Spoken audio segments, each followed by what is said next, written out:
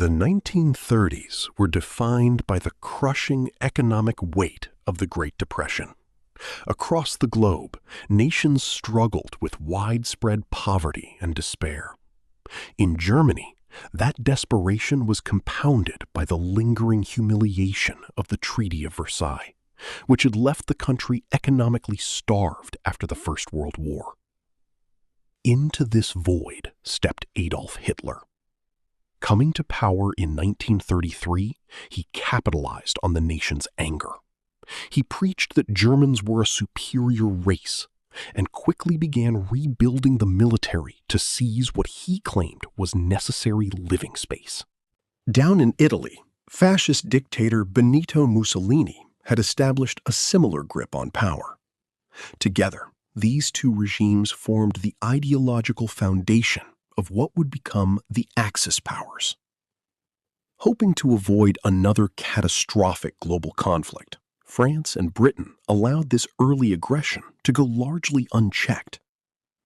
Without firing a single shot, Hitler expanded outward, annexing Austria and the German-speaking areas of Czechoslovakia.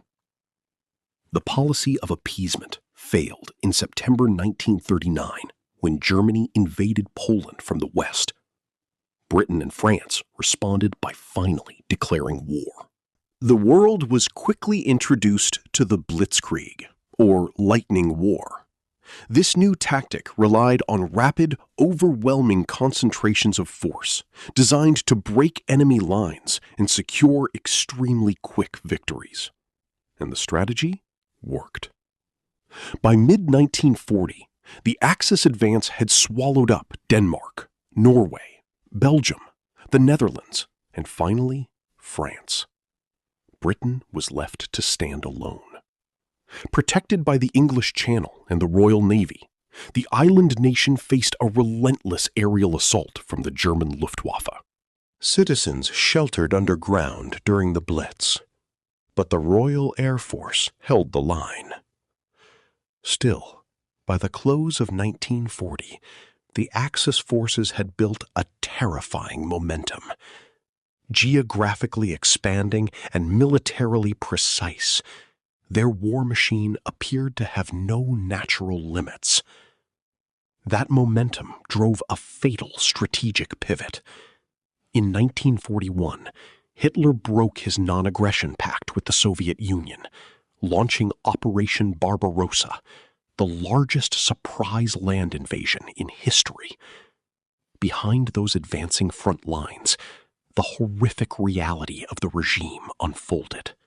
Millions of Jews and communists were systematically exterminated in industrialized killing factories during the Holocaust. Halfway across the world, another empire was expanding. Japan was aggressively seizing territory across Asia, looking to secure the natural resources required to feed its fast-growing population. To eliminate the primary naval threat in the Pacific, Japan launched a devastating surprise attack on the U.S. Navy base at Pearl Harbor in December 1941. This single strike forced America into the fight. Two massive regional conflicts instantly merged into one global war as the immense industrial capacity of the United States was mobilized for the Allied cause. Back in Europe, the German invasion of Russia hit a wall. Stretched by massive supply lines, brutal winter weather, and the Soviets' scorched earth policy, Axis forces bogged down. The battles of Stalingrad and Kursk broke the German offensive, forcing a full-scale retreat out of Russia. The Axis advance in the Pacific stalled at almost the exact same time. In 1942, the U.S. Navy won a critical, decisive victory at the Battle of Midway, shattering Japan's naval momentum.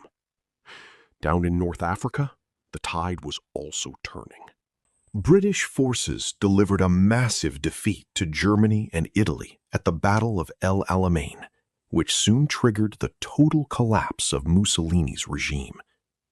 Then, in June 1944, American, British, and Canadian forces launched the D-Day invasion, establishing a massive Western front on the shores of Normandy. The Axis powers were now caught in an inescapable vice, with the Soviets pushing from the east and the rest of the Allies advancing from the west. Their territorial collapse had begun. Allied forces rapidly converged on Germany. Once Soviet forces captured Berlin and Hitler committed suicide, the German military officially surrendered in May 1945. But the fighting in the Pacific continued. Allied forces fought their way toward the Japanese home islands, unleashing intense bombing campaigns. Yet, Japan refused to surrender. To force an end to the conflict, the United States dropped 2 atomic bombs on the cities of Hiroshima and Nagasaki. Faced with absolute destruction and a simultaneous Soviet invasion of Manchuria, Japan finally surrendered in September. This chart shows the actual scale of the bloodiest conflict in history. Over 60 million people died worldwide. Looking at the data, the losses are staggering, especially the disproportionately massive civilian and military casualties from the Soviet Union and China, alongside the millions exterminated during the Holocaust. The sheer scale of this devastation demanded a new approach to global diplomacy. The United Nations was created to force economic and political integration, aiming to prevent the world from tearing itself apart again. At the same time, the immense financial and military costs of the war had drained the old European powers. Their global influence broke, triggering a rapid wave of decolonization across Africa and Asia. The map of the world split in two. Out of the ashes of the Second World War, only the United States and the Soviet Union remained standing as rival superpowers, locked into the nuclear standoff of the Cold War.